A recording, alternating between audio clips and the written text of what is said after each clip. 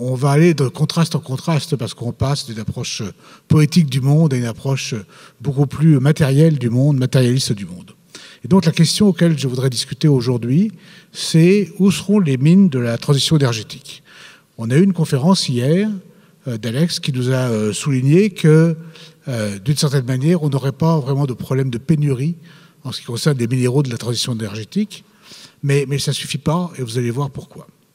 Premier élément, on a déjà discuté la notion de transition énergétique. Quand on regarde ce diagramme qui montre la consommation, l'utilisation des différentes énergies depuis la nuit des temps, on voit bien qu'en fait, on fonctionne par addition. Autrement dit, on ne remplace pas exactement une énergie par une autre, on ajoute une nouvelle énergie à une autre. Alors ça, c'est vrai à l'échelle du monde. Quand on rentre dans le détail, il y a quand même des transitions. Quand on rentre dans le détail, on s'aperçoit effectivement qu'on est passé du bois au charbon, du charbon au pétrole et du pétrole à l'électricité dans la société occidentale. Et ce graphique montre une addition parce qu'on tient tout simplement compte des sociétés qui n'ont pas fait cette transition. Donc il y a effectivement des transitions énergétiques qui sont des transitions locales. On regarde l'histoire et on s'aperçoit qu'il y a déjà eu des transitions énergétiques. On va en citer deux qui sont bien connues et qui sont éclairantes sur le futur. La première, c'est la révolution industrielle. La première révolution industrielle, vous avez ici le pont qu'a fait, j'allais dire, le petit-fils d'Arby. C'est en 1787, on est sur la rivière Severn, près du Pays de Galles. C'est un pont qui est fait en fait avec des matériaux locaux. Et les matériaux locaux, c'est du charbon et du fer.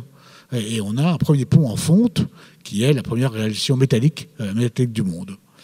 Cette transition, elle s'est faite sur une cinquantaine d'années, ça a été extrêmement long et on a progressivement adopté le charbon. Le charbon existait déjà. Le charbon était utilisé à Londres par les pauvres et on ne l'utilisait pas de manière générale parce qu'ils ont trouvé ça polluant.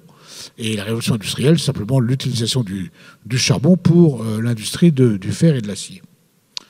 Une autre transition qu'on a vécue plus récemment, un siècle après, en fait, à la fin du 19e siècle, c'est quand on passe du charbon au pétrole. C'était quelque chose de très long. Il y a une histoire assez classique qui raconte comment les gouvernants ont eu du mal à convaincre les ménagères britanniques, les cuisinières britanniques, de passer du four au charbon, dans lequel on faisait de très bons roast-beef, au four à pétrole. Ça a pris presque 30 ans à convaincre les gens. Donc cette transition énergétique, c'est quelque chose qui est très très lent, beaucoup plus lent. Et cette transition énergétique s'accompagne de consommation de métaux supplémentaires. Quand on s'est mis à consommer du pétrole, on a pu à ce moment-là faire des fours, notamment faire des fours à béton. Et d'une certaine manière, notre civilisation du béton, qui construit le bâtiment ici, ou le bâtiment que vous avez sur l'écran, ce sont des résultats de la révolution pétrolière. On s'est mis également à utiliser de nombreux autres métaux. La réalisation des aciers, par exemple des aciers spéciaux, eh bien, il y a eu toute une série de métaux technologiques. On pense au tungstène, on pense au cobalt, des métaux qui se sont mis à être exploités, utilisés pour répondre à une révolution énergétique. Donc on voit que ces révolutions énergétiques antérieures, celles d'il y a 200 ans, celles d'il y a 100 ans, elles peuvent nous apprendre des choses. Quand on se rend compte de ça, on se rend compte qu'effectivement, il faut à chaque fois qu'il y a une révolution industrielle, une révolution énergétique fondamentale, eh bien, il faut à ce moment-là de nouvelles ressources minérales. L'être humain va aller rechercher dans la terre de nouveaux produits pour répondre à ces nouveaux besoins. Et il y a 3 critères principaux qui vont être utilisés. Le premier critère, évidemment, c'est le critère de la géologie, le critère des gisements. Okay, ce n'est pas le plus important. En définitive, vous allez voir que les gisements, leur caractéristique principale, c'est de fournir des métaux, mais proches des gens. Ils ne sont pas n'importe où. Ils sont au voisinage des consommateurs. Le deuxième critère, c'est le traitement, la manière dont on transforme la matière brute en une matière qui sera utilisable. On passe essentiellement de la géologie à la chimie ou à la métallurgie. Et ça aussi, c'est un processus extrêmement long, très innovateur, qui fait appel à des concepts qui doivent être développés. Et le troisième volet, c'est le volet géopolitique, c'est-à-dire que les gisements ne sont pas n'importe où. Il y a des gisements qui doivent être accessibles. Et pour être accessible, il faut à la fois de la logistique et un consensus social. La première caractéristique, c'est que les premiers gisements qu'on trouve lors d'une révolution industrielle, lors d'une révolution énergétique, ce sont des petits gisements. 2 exemples. Le premier, c'est l'aluminium. L'aluminium, c'est un métal qui était extrêmement rare, qui était peu utilisé. On faisait des bijoux en aluminium. Si vous allez un jour au musée des Arts et Métiers à Paris, Vous verrez la vaisselle de l'empereur. L'empereur avait décidé de remplacer sa vaisselle en or et argent par une vaisselle en aluminium. Il trouvait ça tellement plus joli, ça rouillait pas, c'était extraordinaire. Vous verrez des bijoux en diamant sur bague d'aluminium.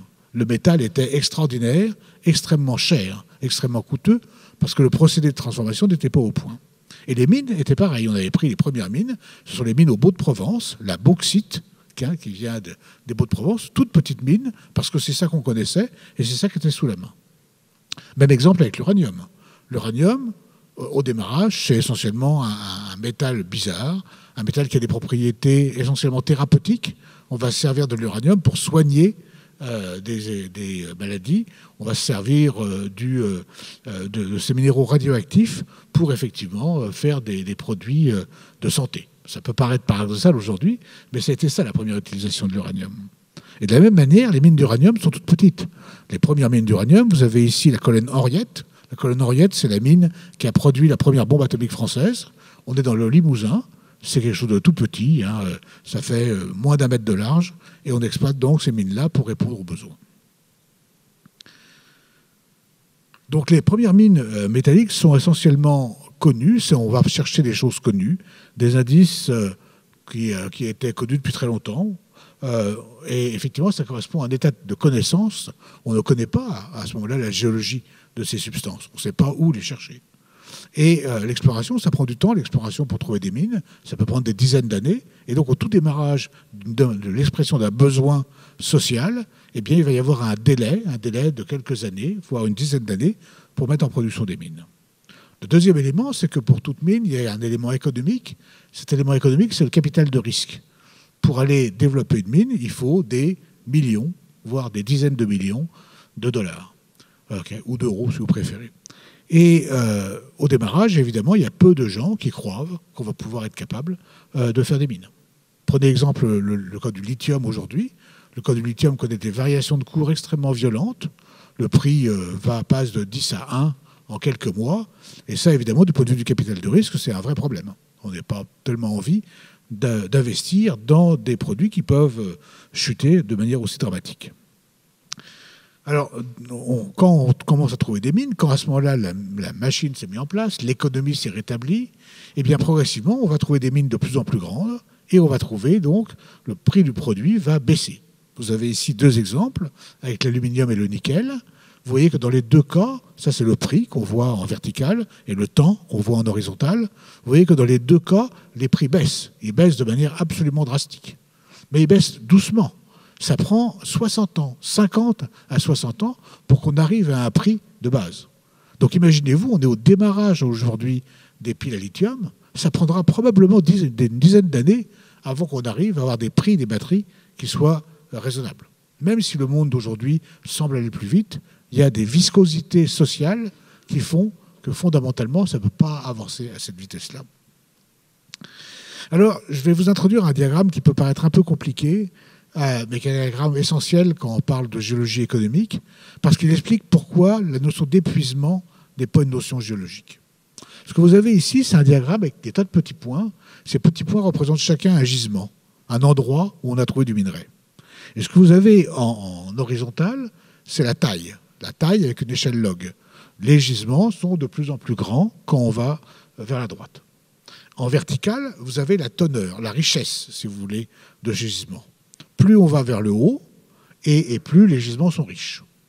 Et ce qu'on voit, c'est que la distribution des gisements dans le monde correspond à une loi qu'on dit une loi fractale, je ne vais pas rentrer dans les mathématiques, une loi autosimilaire, dans laquelle, essentiellement, il y a beaucoup de gisements pauvres et pas beaucoup de gisements riches. Ça paraît assez logique. Quand on exploite des gisements, au démarrage, on exploite les gisements riches. Puis, progressivement, on exploite des gisements de plus en plus pauvres. Donc, on remonte, si vous voulez, cette flèche-là. Et le paradoxe, c'est qu'il y a beaucoup plus de gisements pauvres que de gisements riches. Ce qui fait que plus on exploite des gisements pauvres, plus il y a de gisements. Et donc, contrairement à ce qu'on pense généralement, oui, on peut exploiter une mine, oui, on peut l'épuiser. Mais on n'épuise pas les ressources de la Terre parce que c'est un concept économique. Au fur et à mesure qu'on exploite des mines, on exploite des mines de plus en plus pauvres et il y en a de plus en plus. Alors, évidemment, c'est totalement contradictif et la plupart des politiques ne comprennent pas. Je vais vous donner un exemple très, très simple. Ici, vous avez ici les gisements de cuivre. Les gisements de cuivre, là aussi, en horizontal, vous avez le temps. Essentiellement, au démarrage, on exploite des gisements très riches en cuivre. Vous avez ici le pourcentage, 4% de cuivre. Ce sont les gisements qu'on a, par exemple, dans le secteur de Rwanda. Et puis, au fur et à mesure du temps, eh bien, on va voir la teneur baisser au fur et à mesure. Et en même temps, eh bien, on a de plus en plus de gisements. On exploite aujourd'hui beaucoup plus de cuivre que ce qu'on exploitait il y a 50 ans ou il y a 100 ans. Et les gisements sont beaucoup plus gros.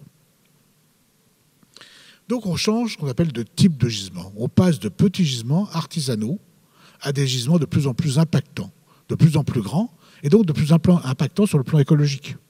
Okay. Là où les gisements des Romains faisaient un petit trou qu'on a bien du mal à retrouver aujourd'hui, les mineurs d'aujourd'hui font des mines qui font des kilomètres de long, voire des centaines de mètres de profondeur. Autrement dit, le problème n'est pas dans l'épuisement de la Terre. Le problème, il est dans l'impact que créent ces gisements de plus en plus gros sur la planète. Et c'est là où il faut veiller. C'est là où il y a effectivement beaucoup de soucis. Alors, quand je reviens sur mes 3 critères, il faut donc des gisements plus grands, de plus en plus, parce que la population a presque doublé, même triplé depuis que je suis né. Le traitement, et maintenant de plus en plus, ce qui va compter, c'est l'impact du CO2. On va essayer de décarboner l'ensemble de cette activité-là. Et enfin, la géopolitique, il va falloir tenir compte du fait qu'on est sur un moment particulier de basculement géopolitique dans le monde, puisqu'on passe d'un moment, je dirais, unipolaire américain à un monde multipolaire dans lequel le poids des pays du Sud, ou des BRICS, si vous voulez, Brésil, Russie, Inde, Chine, Afrique du Sud et quelques autres pays, est de plus en plus important. Alors, qu'est-ce que ça nous dit sur les métaux de la transition énergétique? Essentiellement, on va en voir 2, très brièvement. Le premier, c'est le lithium. Lithium, métal léger, métal avec des propriétés extraordinaires, qui flotte sur l'eau, qui s'enflamme tout seul, et qui a la capacité de pouvoir bouger dans une batterie pour faire des batteries électriques. Le lithium servait à pas grand-chose. Le lithium servait essentiellement pour soigner les personnes bipolaires. Ou éventuellement, il sert dans vos céramiques ou dans votre vaisselle en pyrex. Mais donc, cette utilisation était toute petite. Si on en fait une utilisation pour des batteries électriques, les besoins sont considérables. On passe en gros de 100 000 tonnes de carbonate de lithium à 1 million, voire 10 millions de tonnes de carbonate de lithium. C'est une explosion considérable. Okay. Les terres rares, c'est la même chose. Les terres rares, on n'en avait pas besoin du tout. Ça servait essentiellement, quand on les frottait ensemble, allumer la lumière, la flamme d'un bric à bic. Si vous allumez un bic, vous allez frotter les terres rares ensemble et ça va vous faire un petit peu d'étincelles qui allumeront le bic à bic. Mais les terres rares servent en fait maintenant de majoritaire à faire des aimants, à faire des super aimants, des aimants au néodyme, donc une des terres rares. Alors quand on regarde ces gisements, eh bien, on est au tout démarrage d'une révolution industrielle. Et donc on est dans la phase où les gisements sont tout petits. Je vais donner un exemple. Le plus gros gisement qui a été trouvé au Québec de lithium depuis 10 ans, c'est le gisement de Corvette qui a été trouvé il y a 2 ans au nord de la baie de James. Et vous avez ici l'affleurement, la roche ici, qui montre ce gisement de lithium. Okay, c'est le plus gros gisement de lithium du Québec actuellement, une cible extraordinaire, mais c'est tout petit.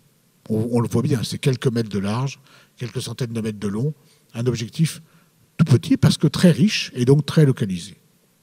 Et quand on regarde les gisements de lithium, vous avez ici la même courbe que tout à l'heure. En haut, c'est très riche. En bas, c'est très pauvre. À gauche, c'est très petit. À droite, c'est très grand. Eh bien, ce qu'on va suivre, fondamentalement, c'est l'évolution depuis des gisements très riches et très petits vers des gisements très grands et très pauvres. Et ça, c'est l'évolution normale de l'industrie. Et en fait, l'industrie qui répond à une demande croissante de la population dans le cadre d'une transition. Donc on suit cette évolution. Il faut également tenir compte de l'impact CO2. L'impact carbone, il est essentiel parce qu'il faut bien se rendre compte que produire des métaux critiques ou stratégiques, ça a un coût carbone. Vous avez ici, sur la petite échelle, quelques exemples. Pour le fer et l'acier, vous voyez qu'il faut peut-être 1 tonne de CO2 pour produire 1 tonne de fer. Il en faut 2 pour produire 1 tonne de zinc ou de cuivre. Et si on veut du lithium, du carbonate de lithium, eh bien, il leur faut 3 ou 4 tonnes de CO2. Si on veut produire du nickel de bonne catégorie, ben là, on est à plus de 10 tonnes de CO2. Et l'aluminium qu'on produit, alors un peu décarboné heureusement au Saguenay, eh bien, c'est souvent de l'ordre de la dizaine de tonnes de CO2. Ce sont des métaux qui vont être l'essentiel des métaux de la transition énergétique. Donc il faut arriver à trouver des procédés qui vont nous réduire cet élément-là. Et vous avez ici un exemple de camions électriques, par exemple, tels qui sont développés, notamment au Québec, puisque le Québec a une certaine avance par rapport à ce domaine-là. Alors le problème qu'on a, c'est que les gisements qu'on va exploiter dans les mois qui viennent, hein, la première tonne de lithium d'Amérique du Nord a été produite par une mine près de Rouyn-Noranda au début de l'année dernière, hein, à North American Lithium. Eh bien, ces mines-là ont un impact CO2 le plus sensible, parce qu'il faut essentiellement extraire de la roche, la broyer, ça coûte cher du point de vue énergie, la transporter, et ensuite la dissoudre pour faire des produits chimiques. Alors, on a de la chance au Québec, on va utiliser de l'énergie verte, hein, de l'énergie hydroélectrique pour les phases de broyage, mais on aura quand même besoin de CO2 dans les phases chimiques.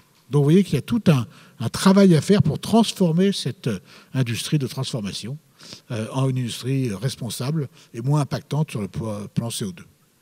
Est-ce qu'on va aller acheter des voitures électriques qui pollueraient la planète de manière définitive? Certainement pas. Regardons maintenant l'aspect géopolitique.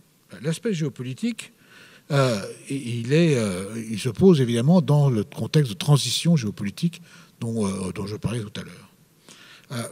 Aujourd'hui, les gisements ne sont pas n'importe où sur la planète. D'une manière générale, les gisements minéraux quittent les pays développés pour les pays moins développés.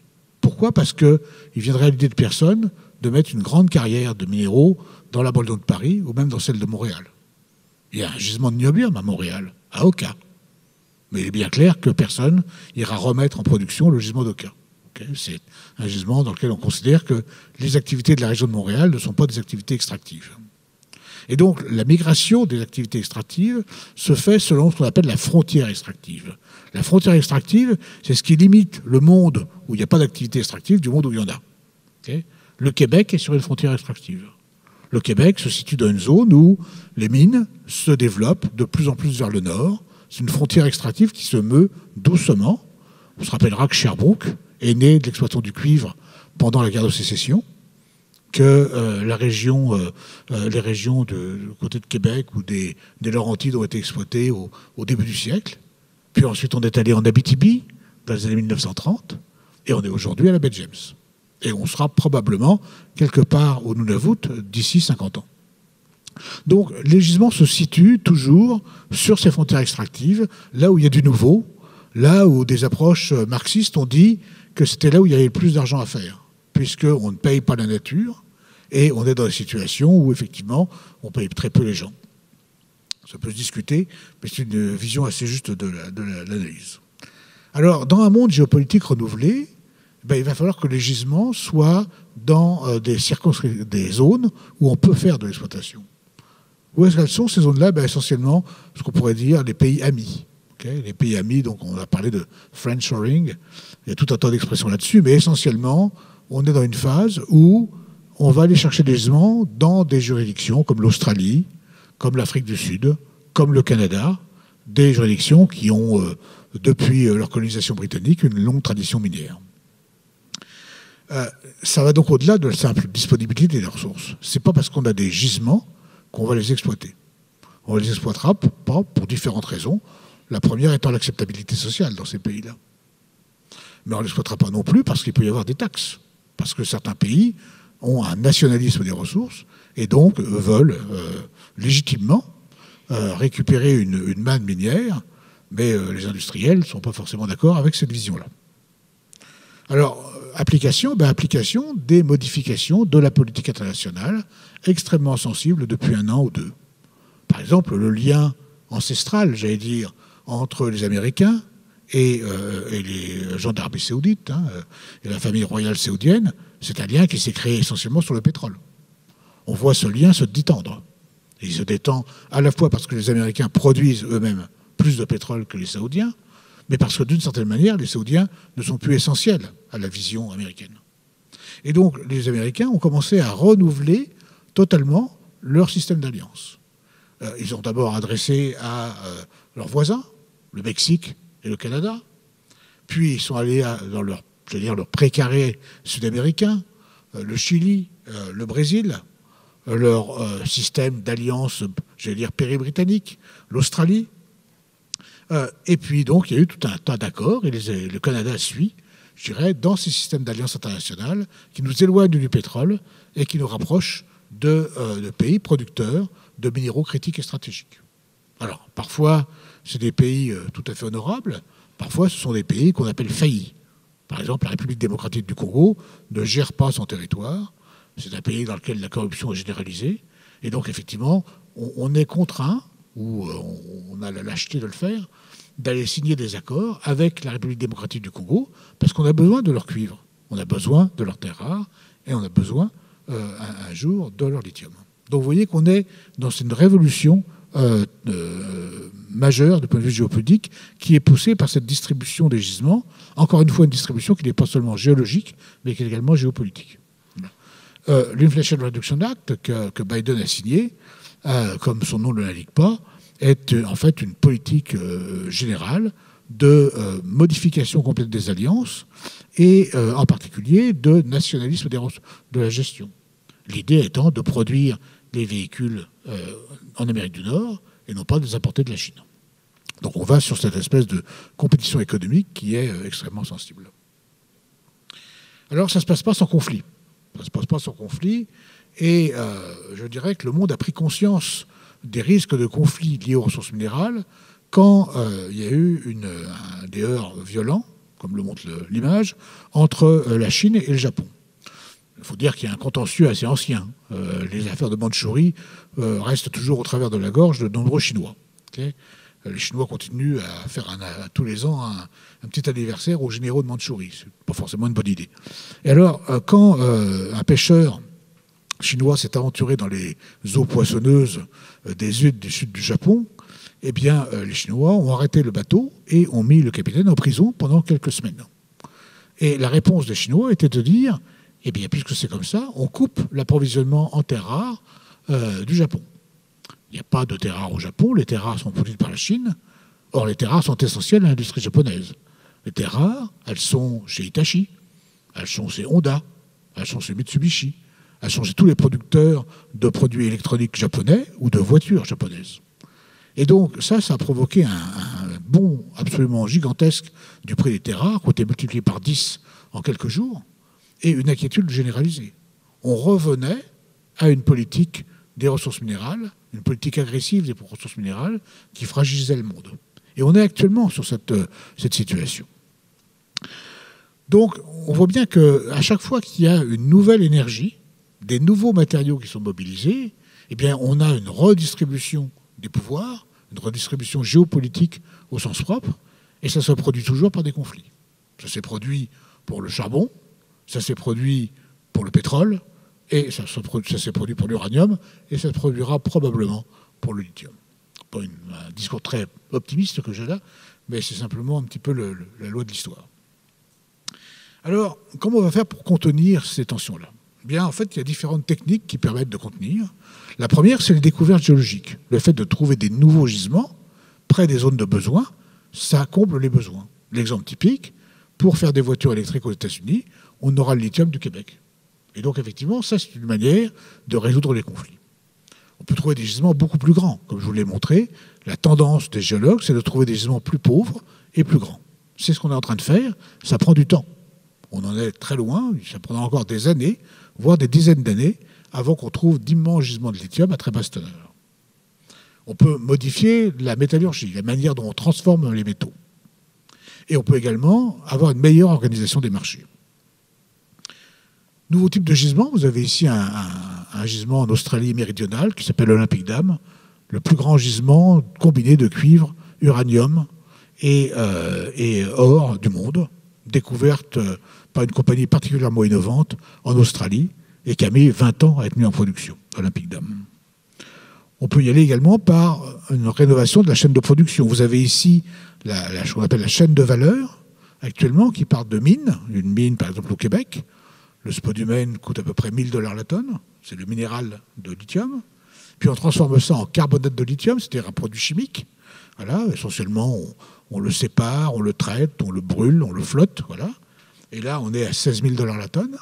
Et ensuite, on va dans une gigafactory, c'est-à-dire une de ces super-usines, celle qui est annoncée par Northvolt, par exemple, dans la région de Montréal, mais celles qui ont été développées par Tesla dans l'Est américain, où là, effectivement, on va produire des batteries qui valent extrêmement cher.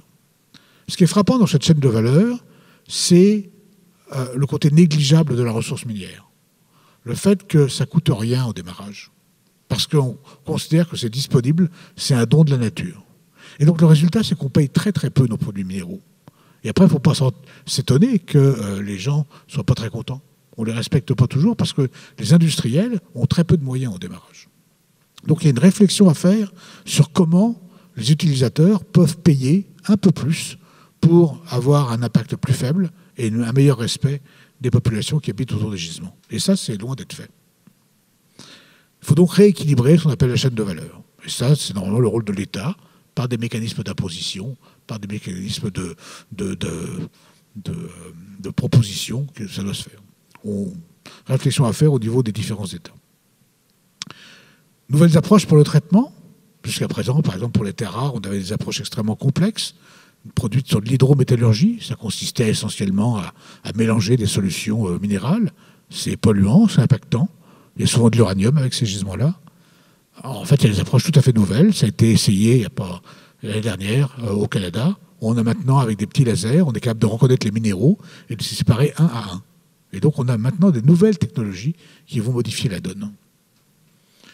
Ça donne quoi tout ça? Ça donne essentiellement que quand on regarde le monde des années qui viennent, eh bien, où seront les mines de terres rares? La réponse seront à côté des utilisateurs de terres rares, à côté des consommateurs de terres rares.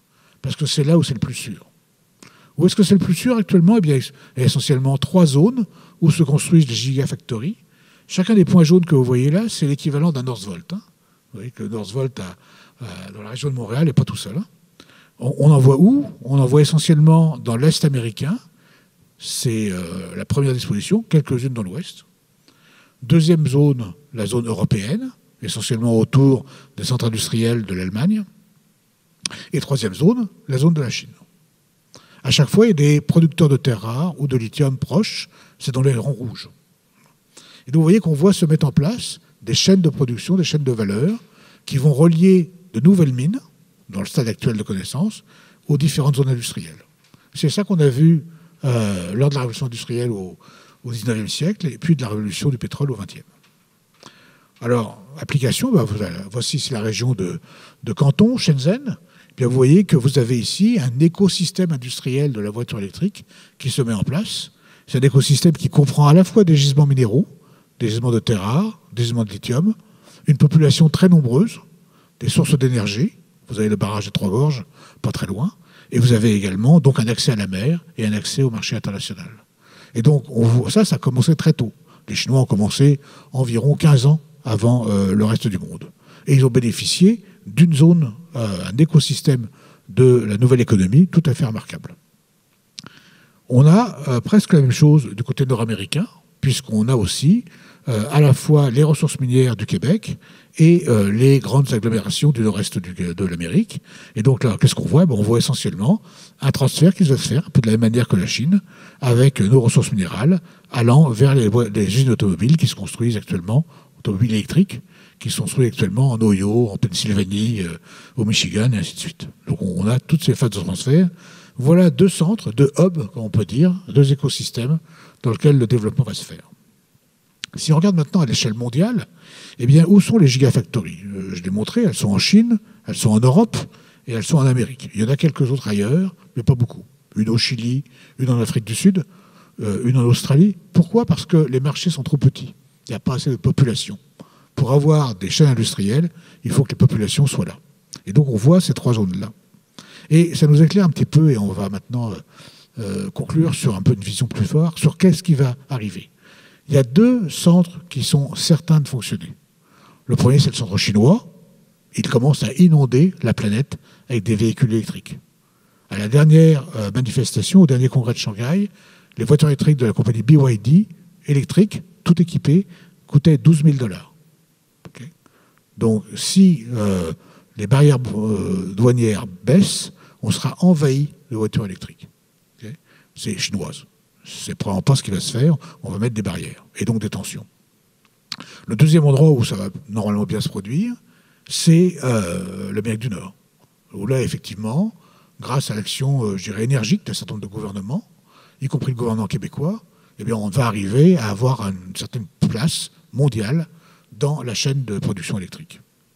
Par contre, il y a deux endroits où ça d'un côté, pose des problèmes et de l'autre côté, ouvre des perspectives. Le premier, vous avez ici la distribution des gisements, des grands gisements de terres rares, rare earth element, les gisements de lithium, tels qu'on peut les imaginer, et les gisements de fer. Et vous voyez qu'il y a de tout partout. Okay. Donc le problème, ce n'est pas encore une fois un problème de disponibilité géologique, sauf par exemple en Europe.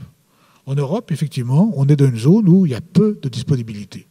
Il y a peu de gisements de lithium économiques, il n'y a pas de gisements de terres rares, et ça fait 20 ans que la Commission européenne cherche des ressources et qu'il n'en trouve pas. Autrement dit, on a des gisements qui sont marginaux. La France va peut-être mettre en place un gisement dans le Massif central, mais on est très loin de l'économie encore. Et donc, les difficultés sont très sérieuses pour l'Europe, un continent qui connaît, comme vous le savez, des difficultés politiques, et voire des difficultés militaires actuelles. Il y a un autre endroit où là, on voit des ouvertures importantes et qui nous donne un peu l'éclairage sur quel pourrait être le monde de 2200, ou de 2100 au moins. C'est le monde de l'océan Indien. Pourquoi le monde de l'océan Indien? Parce que, essentiellement, vous avez ici une zone dans laquelle on est bordé par des populations nombreuses. La population de l'Inde est en croissance immense, la population de la Malaisie est en croissance, le Pakistan, les villes de l'Est de l'Afrique sont en croissance énorme. On aura des villes de plusieurs dizaines de millions d'habitants, que ce soit Dar el-Salam, Nairobi, toutes ces villes-là qu'on connaît à peine. Ce sont des villes dans lesquelles la croissance démographique est gigantesque et on est sur le bord d'un océan. Et donc, quand on regarde cet océan, eh bien, cet océan Indien, c'est probablement l'océan du futur. Si on refait l'histoire du monde, vous savez que les premières civilisations, c'est nos civilisations méditerranéennes. Puis après arrivent nos civilisations atlantiques. Aujourd'hui, on est dans un monde pacifique. Ben, je peux vous prédire, d'autant plus que je ne serai pas là pour vérifier, que l'océan du futur, c'est l'océan Indien. L'océan Indien parce qu'il est bordé à la fois de cultures très anciennes, d'une population extrêmement nombreuse, de capacités techniques, de ressources minérales tout à fait remarquables et potentielles. Donc on va vers cet espace-là, ce qui nous fera évidemment concurrence, mais qui sera un nouveau espace de développement pour l'humanité. Voilà. Donc, en résumé, on a des gisements de plus en plus gros, plus pauvres, on a des innovations métallurgiques, on a une fragmentation qui nous emmènera probablement vers l'océan Indien. Voilà où seront les mines du futur. Je vous remercie de votre attention.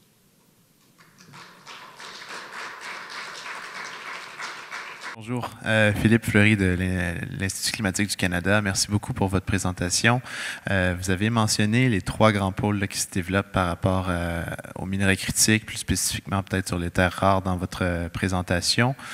Si on regarde, en effet, moi j'étais à une conférence de Wood Mackenzie qui regardait le développement géopolitique des minerais. On voit que la plupart des marchés sont dominés par la Chine, puis évidemment une logique différente de politique industrielle, si on veut dire, en Chine, beaucoup plus de place de l'État. Puis c'est peut-être ce qu'on décrit aussi comme étant un frein pour le niveau nord-américain, c'est-à-dire qu'on fonctionne beaucoup moins avec l'État comme organisateur des marchés. Puis on remarque que le développement de ces filières-là traîne un petit peu de la patte, si on peut dire.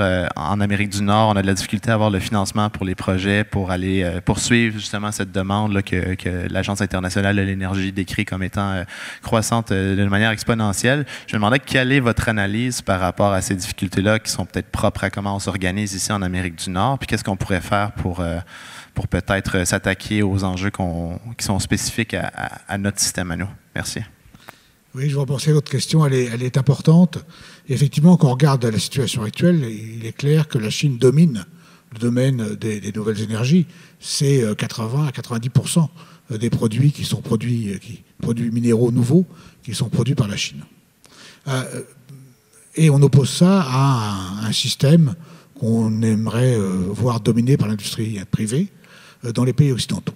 Alors je pense qu'il faut nuancer cette valeur-là. C'est sûr qu'avoir une dictature, c'est pratique quand on veut faire des plans à long terme. C'est quand même beaucoup plus facile que de demander l'assentiment de la population. La Chine a connu une très forte croissance, hein, sur un modèle des tigres asiatiques, et cette croissance connaît un plateau, au moins un plateau actuellement.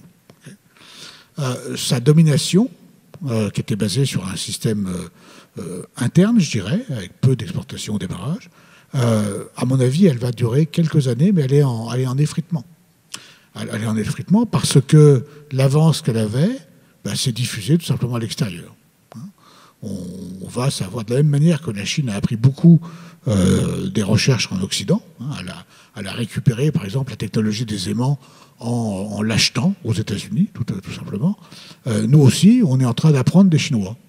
Et on est en train, effectivement, de récupérer ces technologies.